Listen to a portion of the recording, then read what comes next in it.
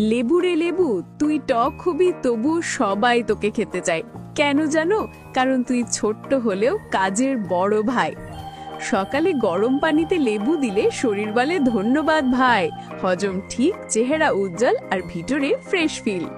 লেবুতে আছে vitamin C, যা ঠান্ডা, কাশি, ভাইরাস সব থেকে রক্ষা করে নিঃসন্দেহে।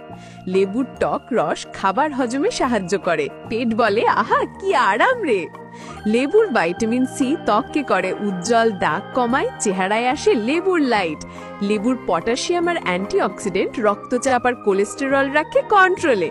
লেবু পানি সকালে খেলে ফ্যাট গলে, শরীর বলে ধন্যবাদ ওস্তাদ, কোমর ঢলে। লেবু মুখে দুর্গন্ধ দূর করে, শ্বাসে আসে সতেজতা, যেন মিন্টের চাচাতো ভাই।